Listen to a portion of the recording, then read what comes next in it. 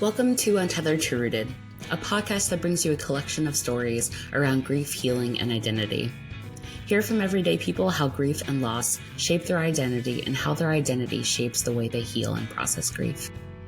I'm your host, Dana Daugherty, a licensed psychotherapist with extensive experience dealing with grief, both personally and professionally. And if you want to hear stories with gems and practical tools for healing, stay tuned for more. Hello, everyone, and welcome to this episode of Untethered to Rooted. Today, we'll be exploring a topic that's near and dear to my heart, and we'll be exploring how grief impacts both our mind and our bodies, and how movement can be a beautiful instrument for healing and processing our grief. Movement was really significant for my own identity as I was an athlete growing up, and I feel like I recently reclaimed my identity as a competitive athlete. And this is how I met Jen when I signed up for a gym to work with a trainer 2 weeks after burying my mom. And I got in and out of the gym for the first several months, not really connected to my body, not really connected to my emotions, just feeling everything all at once and nothing all at once. But I actually found like the movement space and picking heavy things up and putting them down to be really helpful for getting tuned in to what was going on somatically for me, and really recognizing that grief had this significant impact on my body, and that I could also feel it moving through my body in different ways and being able to release in different ways. And it was through one of the days that I went into the gym and had a beautiful conversation with Jen that we met. And for her, movement is also significant. And so I'd love to introduce Jen so you can get to know her. Jen is a feeler, a former nurse, a big sister. Look at those feelings. A Scorpio sun, Aries rising, Cancer moon, a believer in people, and a heart for the power of community movement and genuine connection.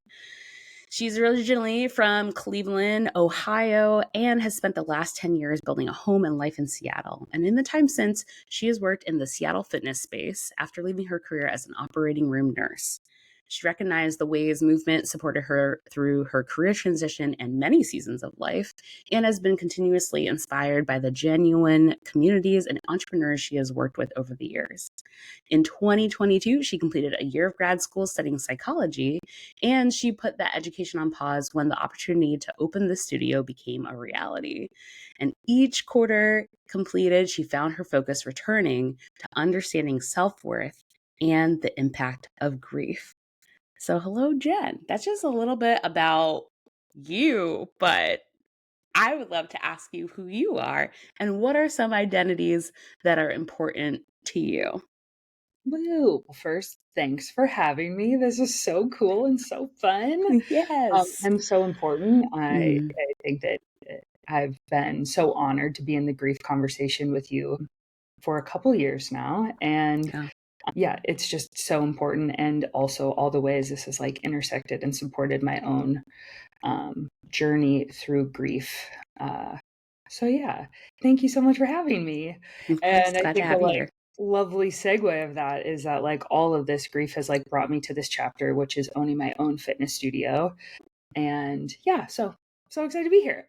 Okay, the identities question, this is what I would ask you is like, could you start with yours? And Yes. I'd love to hear how you would like talk through that, and then I Hmm. will also talk through mine. Oh, this is great. Yeah, this is the first time I've been asked. So, yes, I identify as a Black woman who is both African American and Afro Caribbean. My mom's whole side of the family is from Trinidad, and my dad's side of the family is from North Carolina, so deep in the South. And that's significant in terms of geography. They currently live in DC, which is also significant as well. I grew up in the United States, but for the first 5 years of my life, I grew up in Hong Kong, China. So very much feel like a third culture kid, and in some ways feel like my home is where I am in the moment. But grew up and down the East Coast, so I do claim some different East Coast cities, including New York City, where I lived in my 20s and was a big influence on me. I am a musician. So I grew up playing 5 instruments. I currently am learning jazz piano and I still sing. So I love Sure. karaoke. So, yep. Mm-hmm. And I also consider myself an athlete. I grew up being a competitive athlete and now have reclaimed my athletic identity in a new sport of powerlifting. Basically, during the height of the pandemic, I was looking for gyms and I was able to find a gym that really valued movement and started training with a trainer and through it, and that was like 2 weeks after I buried my mom. And then not realizing that like I was dissociating in the gym and like not really fully there, but also realizing that like in that moment, if I overwhelm my grief, that like that was the moment where I could actually be fully focused in what I was doing, whether it was just like picking something up and putting it down and it being really heavy, or like pulling the ski erg or doing some sort of cardio equipment to really move my body. I began to be more in touch with how my body was processing grief, and so those are some of my identities that are important to me. I love it. Thanks for sharing. Mhm. Um, Oh, also spiritually. Sorry, I forgot yeah. to add that. That's really significant to me too because it's also how I process grief. I want to add that I um I followed Jesus and I literally I feel I have to be specific about it because I think there are a lot of different connotations around what that sounds like or what that looks like, but I consider myself a follower like of his teachings and a follower of just like a very radical version of Jesus, who is like enemy of the state, of the Roman Empire state, and also a feminist. And yeah, so that's also very significant and part of who I am. So beautiful. What a lovely example. And thanks. I am like, I love examples. And so that also like helps me ground me in question. So Yeah. yeah, I'm Jen. I use she, her pronouns. I am a white woman that grew up in Cleveland, Ohio, and went to school in St. Louis. I guess it's so funny. Is like I try not to define my whole life by grief, but I now it comes up so quickly for me because for a big Mm, portion of my life, I never talked about it, and I think that like really plays into what where grief has come into this chapter. But yeah. my parents were divorced when I was young, so I'm a kid of divorce, and but also like middle upper class, so I like had a lot of support systems and things that I didn't realize were taking care of me despite like some changes or fluctuations in childhood. And my mom passed away when I was 14 years old of a brain aneurysm. So that really is a very defining moment, I think, in my Mhm. life. Like understanding that's like a pivotal change in my identity. One of the many I've now learned, but yeah. So understanding grief throughout life has been a big part of who I am. Let's see. I was a nurse, but I still say I am a nurse because I feel like I use it quite often. I think what Mhm. nursing taught me was the ability to work with people and collaborate. So I would say I'm a highly collaborative individual. Movement has always been a big part of my life. I grew up playing volleyball, but went through a lot of injuries that inevitably pointed me towards spin, which I never could have realized this like through line of all of the Mhm. ways it was going to keep coming back. I'm an entrepreneur. I get to say that now. That took me a really long time to feel like I am allowed to say that. I think business has been open officially for 6 months this week. And like, I still find myself saying, like, am I allowed to say it? And I'm like, oh, you've been an entrepreneur this whole time. But Mhm. that imposter syndrome, we know all too well. Spiritually, I grew up Catholic and some Christian backgrounds, but I would say I have no religious affiliation at this point, but spirituality has been a big part of my grief journey, especially in the last couple of years of coming back to that. I think for how I speak to it is like I believe in this bigger experience and interconnectedness of the universe. Mhm. And I very much like respect calling it God or whatever we like all the versions that we call it. Cause I think for me, it's like, it's hope. And this year is my Mhm. year of hope. So it's, yeah, spiritual. I think that's like also important to own, and like having the space to process grief in this way. Like lots of people just having that privilege to have the tools for it has been a part of Yes. it. So I think I would say too is like a highly therapized human as well, like being in therapy since I was a child, Right. and also like lots of education and self-driven personal growth. I also had such a privileged experience in grief in that like Mm, I had all the support. It doesn't mean it still wasn't a capital T trauma to my life, mhm, but I had all of the support. And there are mhm, so often people who go through that and don't have support or systems. And I feel like if I can be one piece in creating any more space for people to have support, and doing so wildly and perfectly, but like so often we're held up by the idea of action has to be like it all has to be there, and I'm like that will keep you paralyzed. And so for me it's just mm, that it has to just do any small thing, and I found that each little small thing has felt like in any way that I could pay it forward for the life I've been offered. Since I was a child, that was something I was really lucky, is that I came from parents that, though they maybe didn't utilize the tools, they quickly recognized that it would be a support for me. So even mm, the year after my mom passed away, that was like when I was first in therapy. So I have had access to therapy and support systems and movement spaces most of my life. mm. So that has really helped kind of get me through what still was a trauma and form who I am. What else do I got? That's Yeah, a I lot. left That's great. I think that's it. I left nursing because I felt I wanted to be in people's everyday lives, and I Mm, didn't have language for it then. I wanted to connect with people before they were in the hospital. I think I always mm, want to know the whole person, and mhm, like while Western medicine and hospitals are absolutely essential and save lives, I also realized I think my place existed with people before they were there.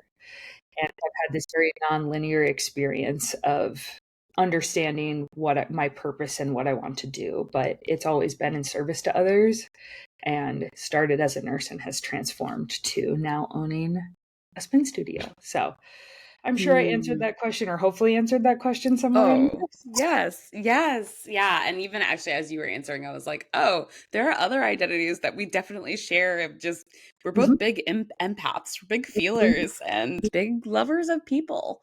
Yeah, it's the And way we get through this life is by people. And I think something maybe you and I both learned, we've like lived many different places, is that Mhm. home is created in the people that you're connected to. Yes. And in so many ways, it is our family. And we like both feel very lucky to have families that we love very much, and also have seen the way that family is developed in the chosen people we have in different chapters of life. And yeah, we got that. We do have that, and we've definitely talked about that before several times over. Yeah. So I'm wondering, of these identities, I'm wondering kind of what might be important for what you might share today, or a couple that you might highlight. Yeah. Yeah. I think like a, a lifelong griever as an identity is one that I would kind of put on the table, Mm, because I think, like, spoiler alert, grief never ends. As so, like, I'm 37, so my mom passed away when I was 14 years old, mhm, and I think the biggest part of my grief journey really started in 2020, and like a lot of us, again, what so many things to unpack from that year, but what that year and the space and like our world really going on pause, something that it personally offered me was this like uncovering of how much was unprocessed and how much I mm, had really stored away. And I think for like multiple reasons, I was a kid who was you I couldn't feel grief in the capacity it needed to be felt of losing a parent at that mm, age. And also like I think it was saving me to a place like where I was grounded and knew myself enough to really like let myself process it. And I mm, found that once I let myself start to feel grief in this way, specifically in the last 4 years, it actually continued to be this beautiful connector in my life. And which mm, is like I think what makes me so excited to like the opportunity to know you, though mm, through like the thing we most wish never happened, mm, quoting, the Anderson Cooper and Stephen Colbert conversation and that podcast, in the way it has also like given me language. Mm. But by talking about it with people, it has allowed me to process stuff that I had stored away. Like, I was a kid and like grew up in the Midwest, where it was very like, we don't process emotions. And and also being a kid, what I've learned is that like I was not able to feel that in its full capacity either way. And so I really like suppressed a lot of my grief as a child. And then as I grew up and got more tools and more comfortable with myself, like realizing that there was a lot of stored away grief that was asking to be felt. And that's just, I'm in what I would say a lovely relationship with my grief in this chapter. Not that it still doesn't have times where it like shows up and takes over like a wave, but I feel so lucky to know its presence and like be able to hold space for it and be able to care for it in a different way. So Yeah. that's where it is kind of now. And led me to knowing you and to like knowing a lot of wonderful humans that I don't know that I would have gotten to know in this way without having my grief as a connector. So I have like this odd gratitude for it. Yeah. No, I think actually that's really beautiful, that like grief as a connector. Yeah. I'm like, that could be like, well, I mean, we could actually talk about that more. I was like, that could be its own Oh, episode, but yeah, I mean, I think you're such a this. great example of it too. Yeah. Like we could talk about the grief group if that's something too, but I That think sounds great. that identity, or I think something that we talked about before that had started, was like, who am I to think that I could do this? But as I started to talk about my grief more, and I also had a like very close friend in my life who lost her mom, and I wanted to know what to do, but I also realized that like I couldn't remember what was supportive in that first year, and I was also a kid, so my experience was much different, right? Like, like when you have to plan the funeral, like so much was kind of done around me, right? Like I was just kind of like able to be carried through it. So it pushed me to have to talk about it more on social media and to just really ask people. And I realized in that moment, by sharing and asking the community I was connected to, that I was connected to far more people than I knew. I also lost a parent, and just in varying different timelines. And this was around when you and I had met as well. And in asking about it, I realized that there was a lot of women who were also in their first year of going through that experience. And I didn't know what was right, but I knew that the thing that tends to happen is the people you feel most connected to and safest with are other people that have experienced grief. That's And true. as I like started to realize that I was connected to so many people, I wanted to create a container where we could just talk and like let that guard down. Because I think for me too, is like so much of my life I wouldn't talk about it. I would have never in my 20s said that this was a part of my identity. I never wanted to make anyone uncomfortable with it. But the person I was always making uncomfortable was myself, by suppressing it away and not having the space to say it. Can you So talk more about that? I'd love for you to like just, what does that mean to like, because I think the reason why I was asking is because I feel like this is actually a common thing that other people share, is the feeling like their grief, and even myself, like feeling like your grief is inconvenient for other people, or it's like never the right time to bring it up, or is it ever a good time to bring up grief if everyone's just like having a good time at a party and you're like, like, so what does that mean for you? my Yeah. mom died. I'm Right. Yeah. like, Right. I definitely can do that in the wrong way too, and I don't ever mean to make light of it. I think that Sure. to like set the container for like that you and I have a trusting relationship in this space, and I would never. I mean, I have said it wrong before with people too. Like, I think the thing I like to normalize is like everyone gets so worried about saying the wrong thing, and I think the actual wrong thing is just never asking about it or never holding space for it. Yeah. Because the thing I think once something happened, like you are thinking about it all the time. Mhm. And I think especially when I was a kid, what I remember is like people are there at first, and Mhm. then you start like you exist differently in the world. The way you see the world kind of changes. Mm. You have different glasses on after the experience. But then you start to notice that the world goes back to doing exactly what it was doing.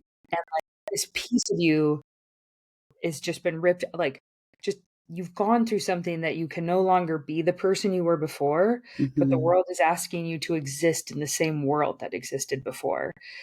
And I just didn't know how to move, and so but nobody around me modeled, and this is to know like my dad lost both of his parents when he was really young, and he also like who cared for him? Like, it's like he didn't have the Yeah. space. I think, like, I can do this thing where it's like, "Oh, it wasn't modeled to me," and unfortunately, we just don't talk about grief enough, and I think that's Yeah. why, like, spaces like this, any space where grief is talked about is just, important to create the container because it wasn't talked about, and I bottled it away, and then I remember being 16 and going Mm. to, like, just a physical or just a doctor's appointment, like a checkup, and I couldn't stop crying, and they Mm. were like a nurse practitioner who I had never met, and I'm sure she was a fine woman and all of this stuff. This is not to disparage anything, but to just tell the story of like Mhm. in that moment was the first time I think someone really asked me how I was doing with it. And I Wow. just like fell apart into a million pieces. And they were like, "Oh, Mm. your grief, you shouldn't be feeling this big, this far out." Like essentially telling me that I'm feeling Whoa. too much. And that was the moment I was diagnosed as depressed. And Whoa. I think later in life as I and put on antidepressants. And, Mm. like, I also was having a lot of trouble moving through life in that moment. I think Mm. I was at, like I won't say it was bad, I think it did actually help me transition, and I don't think medication is a bad thing at all, but do I feel like it was maybe kind of suppressing some of the stuff that was really just asking to be felt and talked about? Mm. Mhm. Mhm. That has, like, now been served later in life by just having conversations and just being able to speak about my grief. I would be curious if that kid had just been, like, asked regularly about, like, "How does it feel now? How does it like, how are you doing?" Would it be different? But it also led to me being who I am, so I wouldn't change a thing.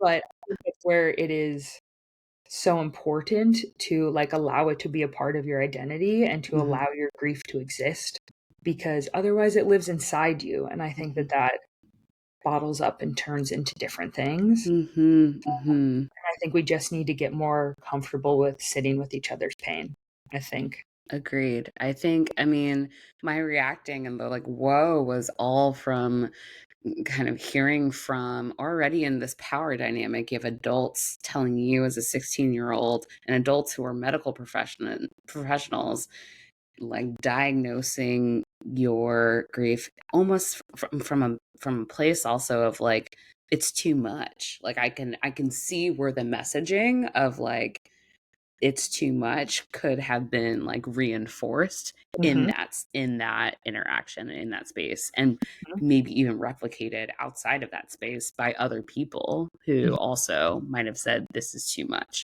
mhm. Mhm. Mhm. Yeah, and maybe the start of that, like, core voice that maybe has existed of, like, yeah, your feelings need to be smaller, and I think, like, as we're speaking to being empaths, like, and as we like, have been empowered to understand ourselves and had access to the support of understanding ourselves, like, my feelings are a superpower, and they do allow Mm. me to connect really genuinely with people, Mhm. and the more I've learned to understand myself and create support systems around it and create, like, a life that really supports it, my I can be in such a healthy relationship with my feelings in the biggest way, to the point it Mhm. is literally tattooed on my knuckles, but I'm like, it feelings are there is a relationship with them that I think is Right. really valuable, and I think, they are such a tool in this life, and I think and we now know is, like, they do need space to exist, so, yeah, and the more I've felt the capacity to feel them, the more I've been able to process stuff that's kind of been tucked away, which has been my grief and, like, leading me to this chapter of the last 4 years of allowing my grief to unfold and the ways that that has allowed bigger versions of myself to come to the surface as well. Mm. pieces that were kind of suppressed with it. So Yeah, it's so important you sharing that, and the emotional, psychological, mental impact of grief on you. And I'm also wondering if you could highlight just this movement piece and the body piece. Like, what sort of identities, or how did grief sort of impact your body? sure. This is one of my favorite, like, you offered me this language, and that is like one of our like, and truly has again really supported this, like, leading to this chapter of who I am. And so I'm just like so honored to and grateful to feel like we can talk about grief, because it really Mm, is like it's offered so much. And it was um so moving my body and being in a regular movement routine and understanding, and it's changed throughout my life, like whether it's been yoga, strength, spin. I have just been so lucky to experience so much and have realized that movement itself and also movement spaces and communities have been such a support system. I think it like mm, often the internet or social media loves to do like movement is therapy, and I'm like, okay, it can be therapeutic and it's part in the puzzle piece of healing. It can be a healing process, and also how much work we have to do to make sure there is like better equity in that, because that also like, because it can also be harmful as well, and there's a lot mm. of things that can harm in that way. So I just like to really tiptoe that. I'm like, it's not all perfect and there's lots of work there to do.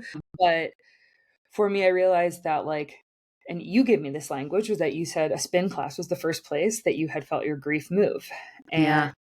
I joined a gym after I had a knee surgery in high school, like, and on top of the year of my mom passing away, I had made the high school volleyball team and was like set to be on varsity by the end. And it was like, I was so excited to have sports as my thing. And then Mm, in the first month of being on the team, I had some knee pain, and they did an MRI, and my femur was hollow, and I had 3 benign tumors in my femur and had to be in a wheelchair for 6 months and have major surgery that took bone marrow from my hip and reconstructed my femur. And so it really like took me out of intense athleticism.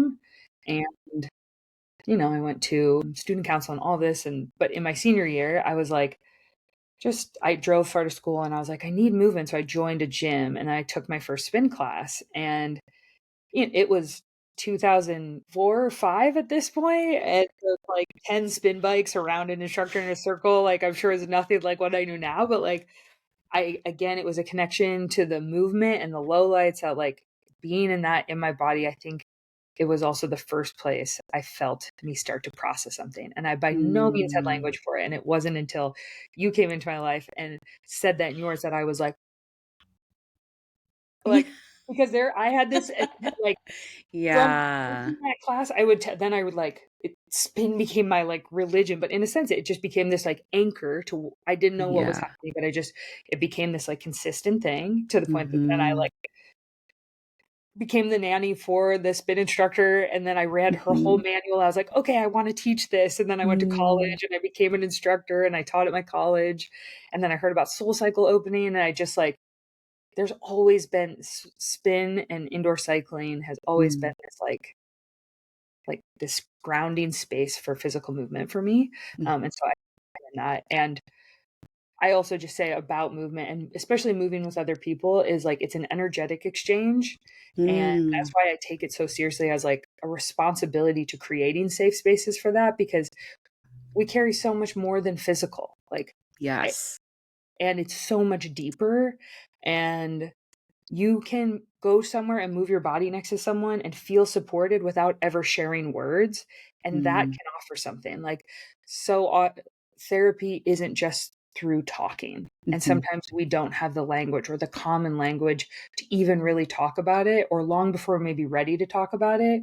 But the Mhm. tool of movement for me has just been a really like grounding experience, and finding a regular routine throughout life has been Mhm. what has kind of anchored me back. So I'm I'm so glad you said that. I mean, as a therapist that also is a somatic therapist that does like not just talk therapy, but also like therapy that really involves, exploring where you feel things in your body as you are discussing those things, to be able to have like a tool or to engage with spin and movement in that way, that just I'm so glad that you said all of those things, that it's just like, yes, it's not just you being able to do it alone, but also doing it collectively in a group.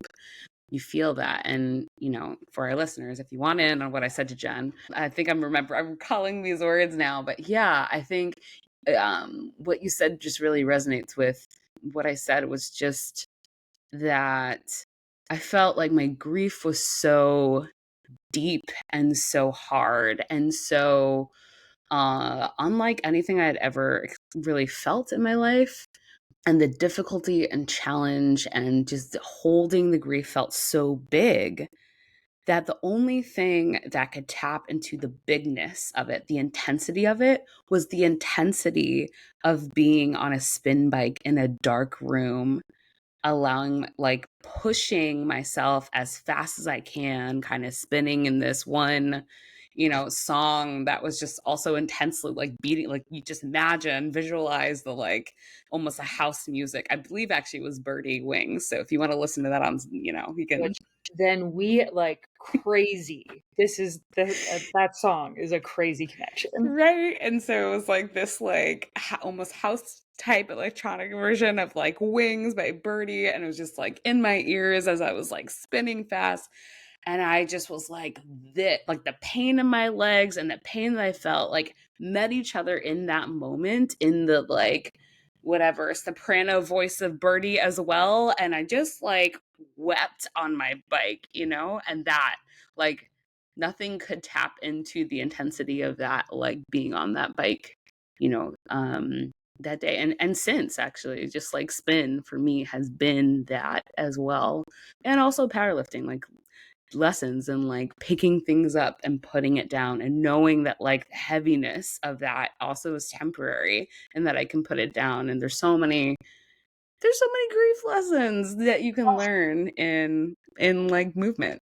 Yeah, Yeah. it's this container. Also, first, thank you for telling the actual story because I summarized it in a way that did it no like justice of how like incredibly epic those words in that version of the story and the way it like sat in my soul. And so I so apologize for minimizing it down to just like this statement and that I have carried it with me, but it to hear you share it again in that way is just like, yeah, it's so valuable. It's so beautiful. It's Mm. so devastating, something I, of course, like never wish anyone has to go through. Mhm, mhm. And yeah, you're just such a light in the ways that you have like offered that piece of connection and like called that out of me because I think what you had, I had as a 16-year-old, Mm, 17-year-old when I first found it, but like I never could really name it. And so you mm. gave language to it. And I think that's why these are so important because it allows us to start to like develop some language around the bigness of what grief is. Yeah, well, I just like share in the like, you are a light in the like taking that language then, and then being able to actually allow it to be expressed in this beautiful studio, like in this movement space. And so, I'm wondering, kind of, to the question of like, how have identities influenced how you process grief? I feel like we've heard some of that, but also like, which of your identities have sort of influenced how you heal? Because yeah, spin was really healing for me. It's been healing for you. I'm wondering like how identity has played a role in influencing how you process grief and heal. I think of like the identities, and this, I guess, talking about is like it's I developing the identity that allows me to heal has been the Love it. most important. That it's like Yeah. while I came with all of these identities and they exist in me, the identity that is here to find healing is the one that has like is serving me the most now and like creating this kind of safe space for all those other identities that like didn't have the space to grieve. Would be like I guess how that question lands for me. Yeah.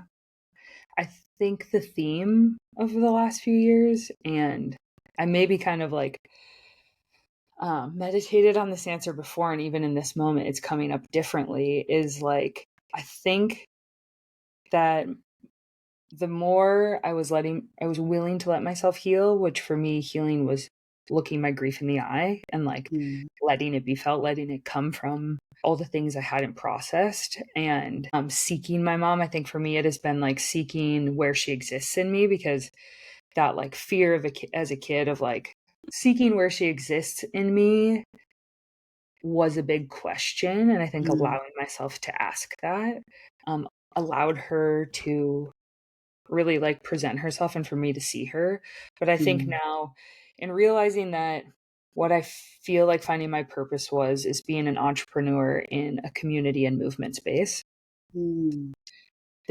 I was being asked to heal so that I could step into this role most fully. And I Mm. think the thing that I've realized in all of this is like how important movement spaces have been, and how much that does require the leader to take responsibility to creating a safe container. Mm. And in realizing a lot of the spaces I was in were predominantly white spaces as well. And so while I had so much access to them, I think something that also coincided with 2020 was realizing that these spaces weren't often safe for Mm. everyone. And I had the opportunity then to be like, I realized like I was a part of the problem in not recognizing that and not having those tools. And I absolutely could run. I think I was like, I'm done with fitness. I should not be here. I have no place in this. But also I realized in like, once you recognize your part in the conversation, you maybe can't change the world all at once, but you can change the places you are most connected to. And I was most connected to movement and community spaces. Mm. And so I think it was this like slow process of me understanding how I could also play a part in creating safeties for others. Like that Mm.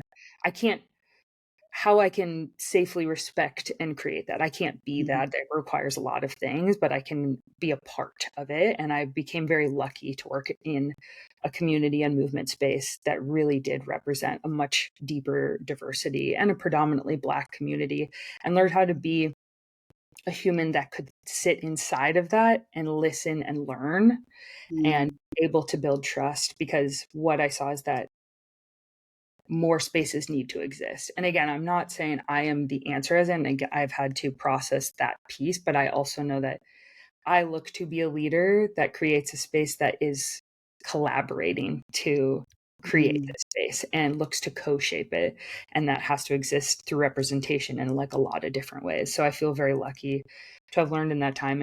And again, like I say this, I know the question was how my grief got me there, but it truly is like by letting myself heal that piece and letting the grief exist, Mm. this piece of me that felt like, oh my, like I had so much access in my Mm. life to heal Mm. and to grieve and to acknowledge it.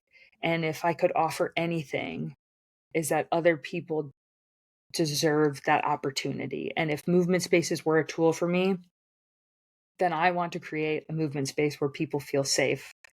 And even if it's just one small little thing, like I just, Mm. that's what I wanted. I want to pay that forward. I just feel like Mm. very clear on that. And so I think that was a roundabout answer. It's probably No, I'm like, but I really also just like think that it's important what you said about like I actually challenge myself not to run away from the thing that made me uncomfortable, and actually like tried to meet it head on, with like being in a posture of like, yeah, humility and learning, and also just like co-creation and seeing how you could be a part of the co-creation, and how to like collaborate. And I think that that's actually like there's like a lesson within a lesson here, listeners. Like there's like, there's like beautiful things around just hearing how you did that and how you were thinking about how your identities and needed to maybe shift and change, even that's like from like running away to Mhm. like to meeting like head on. Yeah. to staying and being able to be uncomfortable with it and Mm, realize that like it's a part of life. And I think mhm, that's the piece I now resonate with humans the most is like we are going to get it wrong. We're absolutely going to get it wrong. But are we willing to like be in conversation and grow through that? Like it mhm, is often those moments that is the clearest channel to growth. mm, mhm, And I think for me too is like I what losing my mom taught me was like that what I felt like originally was you are alone. Like I have mm, to handle this on my own. I was the only child of my mom and dad, so I was her only child. So I was like the singular human that went through the experience of losing her as her mm, child. mhm, And so forever it just like I felt like it was just me. And so I often would and maybe like sabotage myself is like a therapy word we would use, but like would continuously start again because I always just felt like, oh, I can handle this is what the world's taught me is that like I can do this on my own. And mm, it reinforced and it was a tool, but eventually I got to a place that was like, yes, and could I also can I stay and show up to like being open to collaborating, being open to feeling mm, safe that like even when you love something that like and that thing can hurt you, that I can stay inside of it. I think I'm gonna mhm, go on a tangent and try to like I'll mhm, take it back to the question, but like I think that was like an identity I had was that the hyper individual that like I'm in this alone, and I think grief makes you feel really isolated sometimes, especially when we don't create the spaces or have the spaces to talk about it or process it. mhm, And so like way that any mode that makes it feel less isolating, I think is important. And for me, that has been movement spaces or like I've learned that I can create community through a lot of things. And that was like through grief and create like we started a grief club, which mhm, I'm like, the club no one asked to be in, but the first day of that grief club, and I remember how many conversations we had before mm, having that night because there was like, I was at 22 years, you were in your first year of grief. Three mhm, women were like less than a year. They like were in the acute time. People are at 4 years, 7 years. And I was like, how can I make this safe for everyone? And like, how can we set this yeah, container? And that first night was like people just telling their story of when it mm, happened. And I just remember like how special and like, and hearing the ways that like, regardless of time, people felt like that was just like so nurturing to have.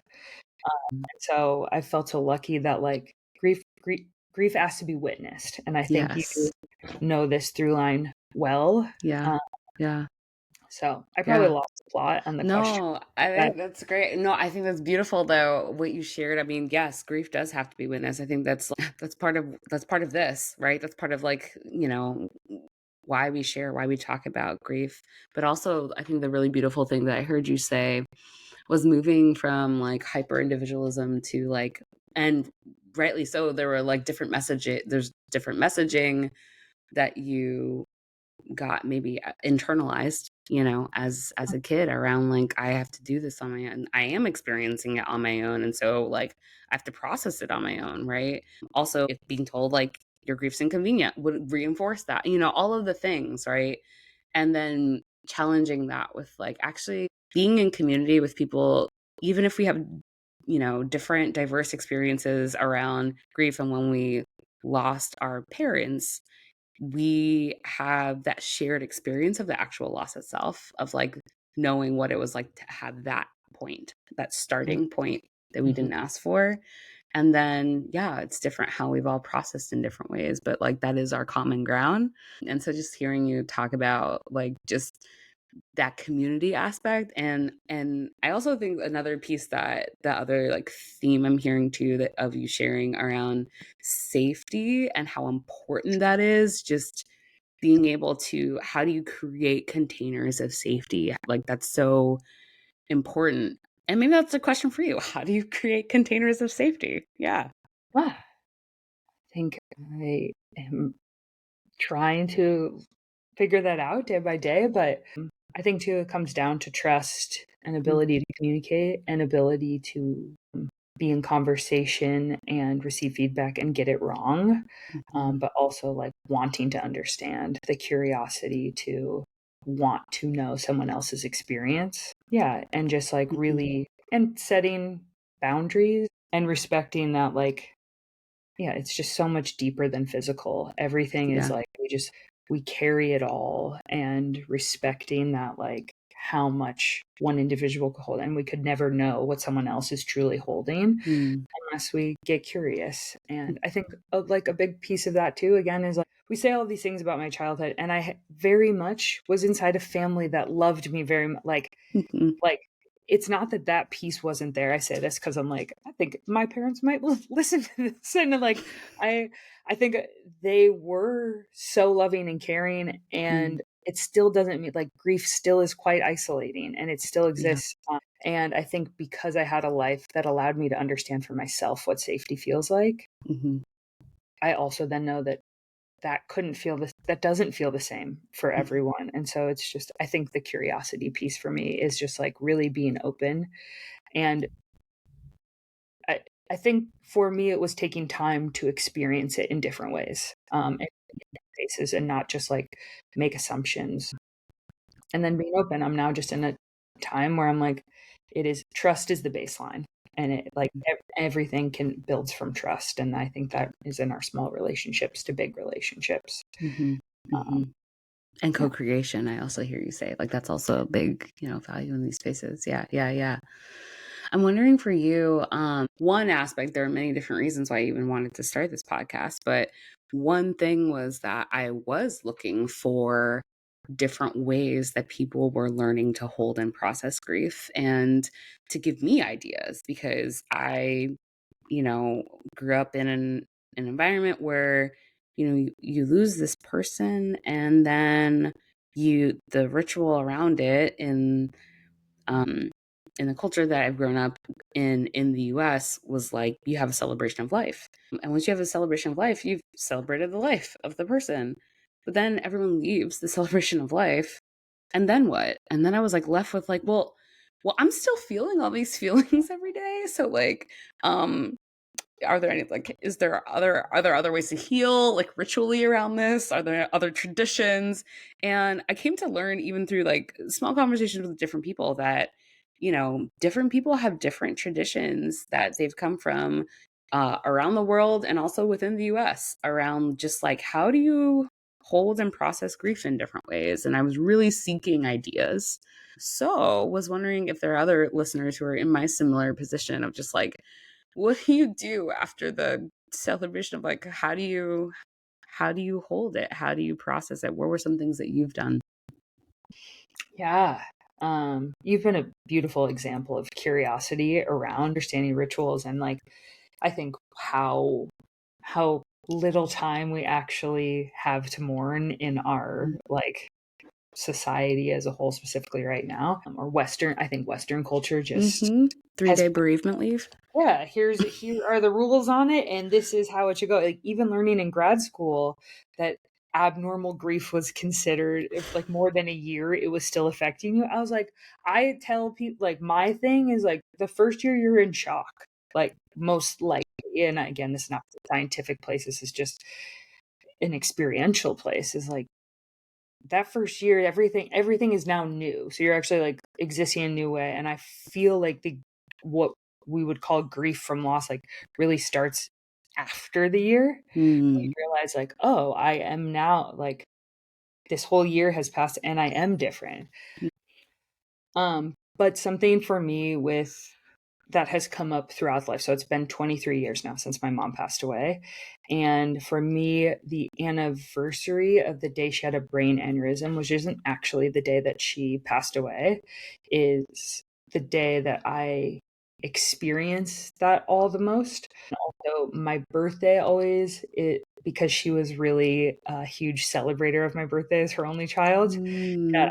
I always had a lot of trouble with like either deflecting and saying I don't want to do things for my birthday, or and then as I realized that it was like, oh, I do, I just want yeah, and allowing myself to celebrate. So I think what I've learned is allowing each year to come up as it does, and like creating space in my life around it. Like I still kind of inform the right people in my life that this might not be a time I feel like talking to anyone, or I might really want to be around everyone.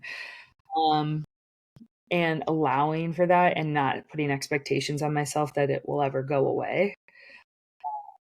And I think for me is holding space for her in everything that I can, or what recently in the past year I have done 2 therapeutic psilocybin experiences, that those have allowed me to access the spiritual side of where I carry her and Mm. find all the ways that she comes up. So I don't know Mhm. this is answering the question, because my rituals are very inconsistent, and I find I let myself get curious about my grief as it shows up for me.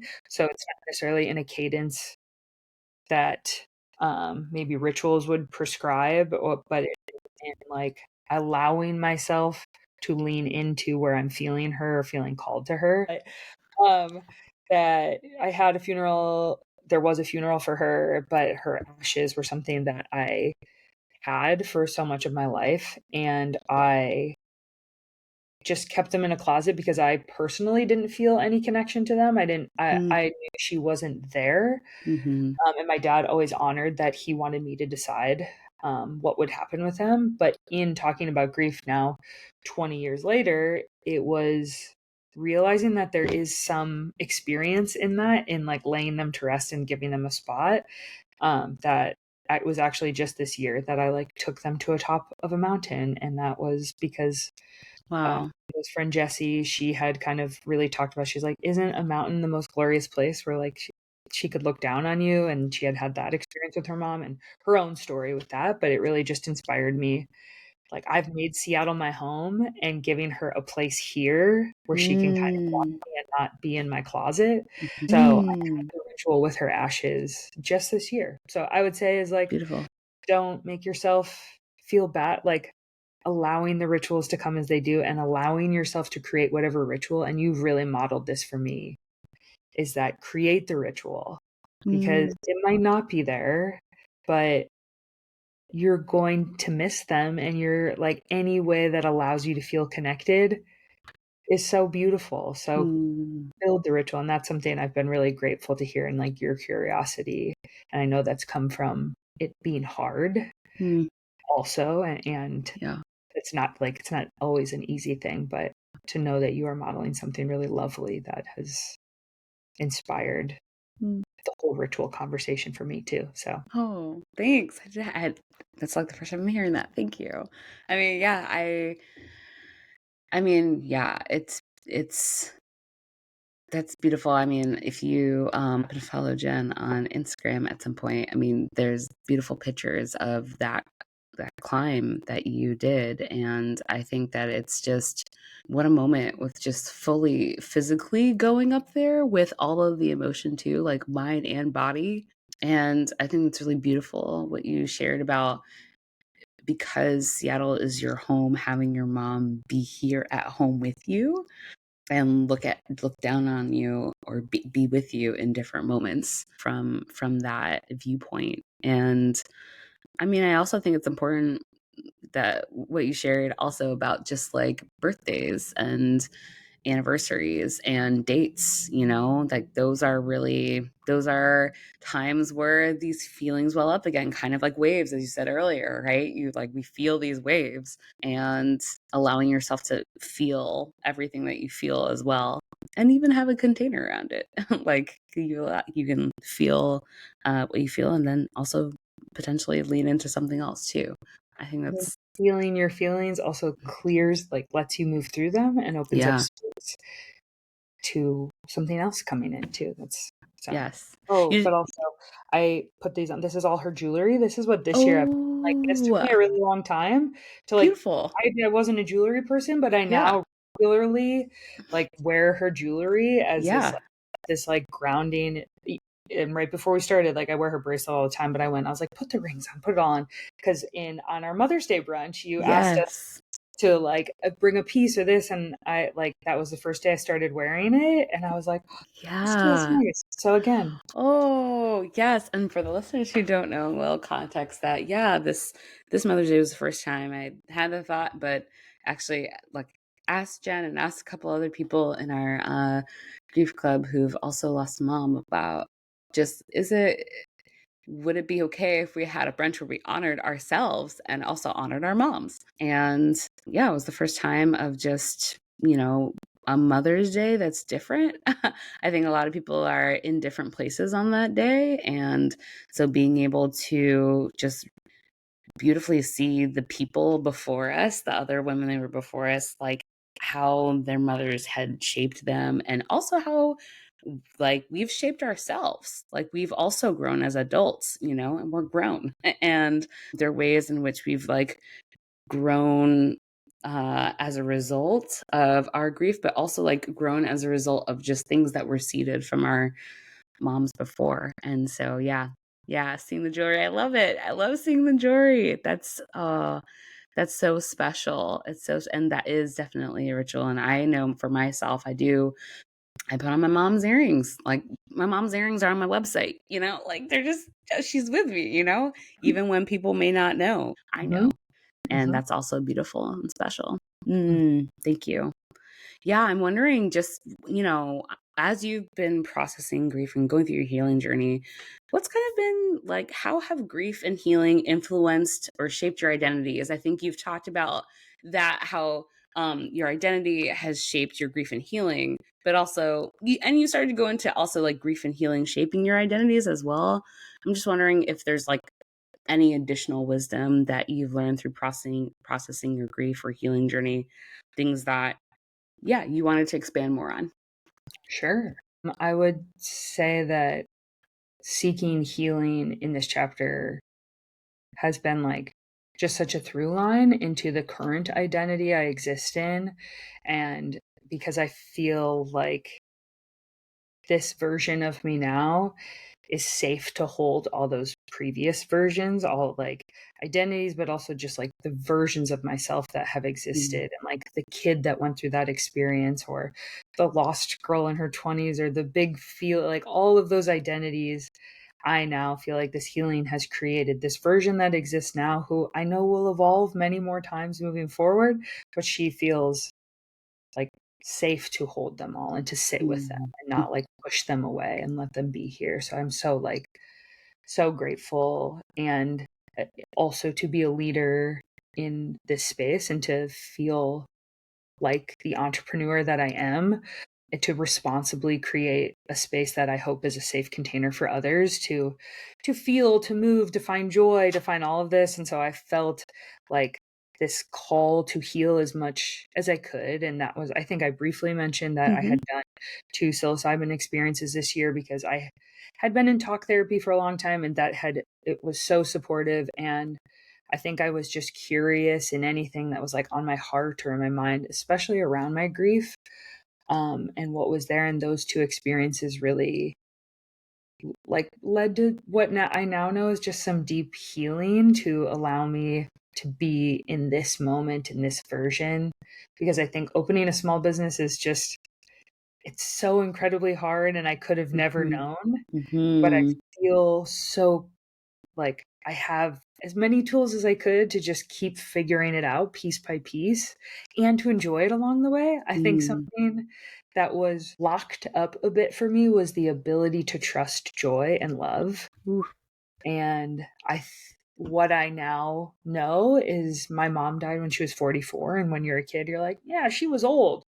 Absolutely. I am 37. I'm like almost 44. Like, and I feel like my life's just getting started. And I'm like, she was a young woman that passed away. mm, And I now realize like she had all of her own hurt and experiences and things, and was a deeply imperfect human, just as we all are. mm, But she had a lot of love, and something that I got to know bigger than I don't know how anyone else, but I know I felt love so gigantically. And mm, I felt like even when she passed, I knew love just like more than most people get to know in such a short period of mm, time with her. And what I realized is that like infused me with all this love. And Wow. so by healing, I was like, I'm trying not to cry. Not that this isn't like, you know me, I cry all the time, but I actually like it to lean into somatics is feel this like presence on my heart that I feel so Mm. grounded in here. And while this is, of course, the thing we can cry talk through, I don't feel the tears really needing to be here in this way where, anyways, all of that. Yeah, your But body knows. I think yeah, like we're I just feel noting your body knows. Yeah, we can honor like that. my heart is very loud in this moment in my chest, and that feels really nice and grounding Mm-hmm. versus like scattered or so. I know that I carry all of her love with me, Mm. and that I know that love is the more I can lean into it and not run from it and trust it, the more I find these like chapters. This next chapter begins to unfold. The path, I don't see far in the path, but I believe in possibility. My imagination feels bigger. Like I am able to feel joy. And I think for a long time, I have such a gift. My life is such a blessing and so many wonderful gifts, but I couldn't actually trust feeling joy because I was so afraid. And there's the tears. We'll let them. But I Yeah. now like feel like I can feel joy, Mm. and the healing has just been by allowing myself to heal, by allowing myself to feel grief. I can feel joy in a way that I didn't know how to feel for most of my life. Mm. That is beautiful. Like There she I'm, feel- is. I'm like, ooh, I'm there with you. So we're that for a reason. Yeah. Yeah. Tears are released and beautiful. And also, like, I just think it's so important that people know that they can feel joy. I think I didn't even know if I ever would. I didn't know if I ever would ever feel any joy ever again, or if I would experience some lesser form of joy. But actually, I think what you're modeling and even sharing is that like you can refine and redefine maybe joy, a deeper version that carries the hurt and the grief, but also the beauty and the love and the healing. Yeah. The authentic joy that doesn't Yeah. run from the hard stuff because life, Yeah. like what grief teaches you is that life is uncertain, and as much as you try to have a plan, there's not necessarily a plan. And Mm. even in this moment, what being on this podcast and being in this conversation, really, which is what I think like being in authentic conversation, specifically around grief, lets you Yeah. realize things. And I Hmm. think Hmm. what I'm Yeah. realizing is I feel so lucky to have gotten here, and it took me a very long time to Yeah. peel some of that back to feel this joy. And that's a gift enough. You don't have to like do anything. But I also now know that like that is part of my purpose too, is Mhm. if I could in any small way help anyone peel back hurt or anything that is sitting on their heart. And grief Mhm. is one thing, but like painful experiences, knowing that if someone could find joy maybe 1 year earlier than I did, Mhm. or like anytime early, or like start to have those glimmers, that would just be like the ultimate gift of this lifetime, Mm. to know Yeah. that I was a part of that. So thank you. Yeah. No, thank you. Thank you. I think, maybe both you and I have read several of probably the same grief accounts. But one thing I think I've seen in a lot of them is about grief always being present because it's the unexpressed love, right? It's the unexpressed joy. And that being able to express grief actually allows you to express the love, like it actually allows you to express the beauty of. I feel like I see when you share about your mom, I feel like I see glimpses like of her through you. And I just think that's like very, it's beautiful. Yeah. Thanks. And I'm I terrible at citing. I always love to cite, and I know that I'm influenced by all of the like books and podcasts and conversations and things too. And like that is what I try to do on my Instagram, because in conversations I'm like, my brain like loses all of that, but how important like all of the humans and whether that the people that have offered me experience to get here too, that has been such a tool too. So I'm sorry that I don't have as many of the like citations. I feel like it was all more of like personal conversation, but I always like Yeah. to say that because I'm No. like, citation's important. And It is. It is. I think citation is definitely important. And I think that, as you, we'll get there as you follow Jen and you see yeah, who she follows, you can find just some of wanted these to like citations. that Yeah, disclaimer that I'm like, oh, there are all of these things, and that is like there so are.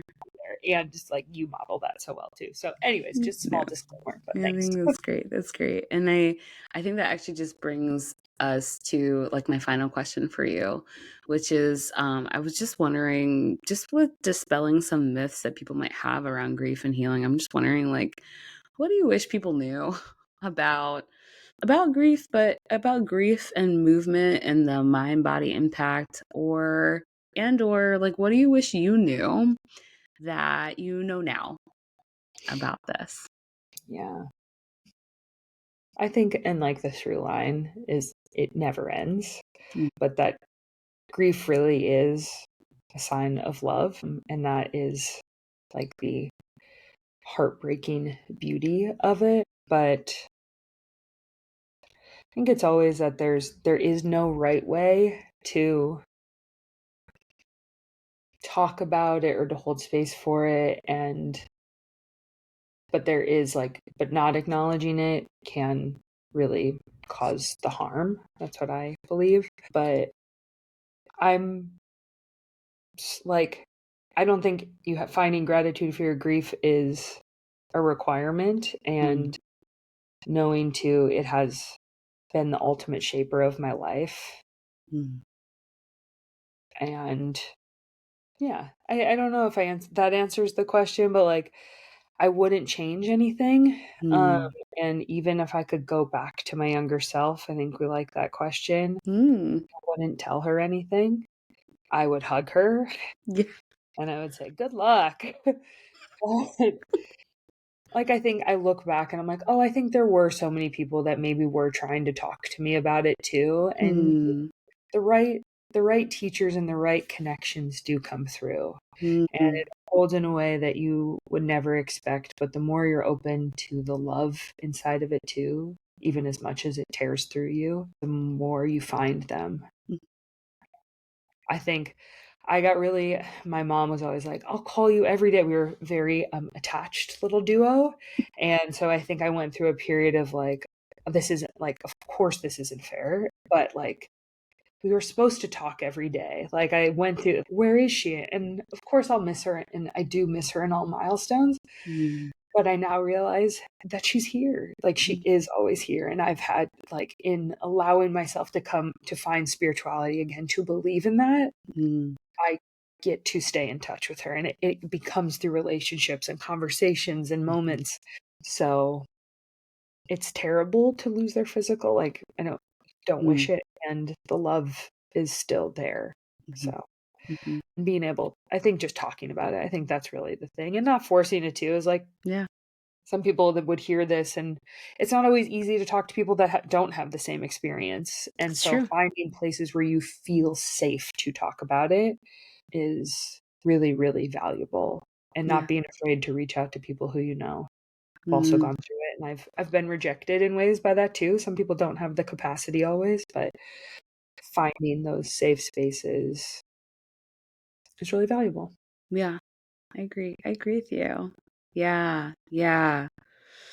Jen, thank you so much. Just thank you for sharing so much wisdom with us. Thank you for sharing just your experience. Thank you for sharing so much of yourself. And I'm so grateful to know you. I'm so grateful for our friendship. And I'm grateful just for your desire for people also to be able to learn these things a year earlier than you did, right? To like pay it forward in that way. And I think that's just, I think what I get also from this is that we're not alone in our grief when we can actually have conversations about it and that we can actually there's a lot of beauty in the conversation around it, like today. And so if our listeners would like to connect with you, would love for that to happen if that's okay with you. Yeah. And I was just wondering, if they want to connect with you, what's the best way for our listeners to learn more from you or to connect with you? Yep.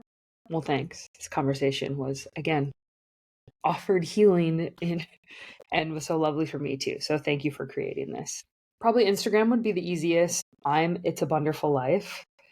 And then the studio, which I don't even know if I've said it, but it's called Be Here Now. It's not even named like a fitness studio. And people are like, why is that? And I'm like, because it encourages you to ask a question and it gives you a place to start with talking about something. But it's called Be Here Now because I really think everything is kind of about presence. And even in this conversation and feeling that was in all, like so many of our conversations, I feel safe to feel present. And that could be a whole other conversation on where the dissociation is like that. Is there's safety in that because there's so much to feel in actually being present. And so you need to feel safe to allow yourself to feel the things that are in the here and now. So yeah, the studio is called Be Here Now. That's also a great, that's the best place to connect with me in this season because I Yeah. am truly there the most. But I Great. do believe in making social media a genuine place. So I try my best to curate my own social to be a genuine reflection of the bits of my life I care to share there and the things I learn from and the people I'm connected to and the things I love. I love to shout out the things I love. So It's a Wonderful Life and Be Here Now Seattle are both of the Instagram spaces. All right. Well, there you have it. Jen, thanks so much again. Thank you so much, Dana. You're so wonderful. Appreciate you. Thanks for listening to this episode of Untethered to Rooted. Untethered to Rooted is produced and hosted by me, Dana Daugherty. Original music was composed and performed by the ever-talented Daniel Dickinson. Thanks so much to our guests for sharing with us today. And if you like what you hear, please subscribe, rate, and review our podcast. And follow us on social at Untethered to Rooted. And if you didn't like it, what podcast? Dana who? Until next time, take and give good care.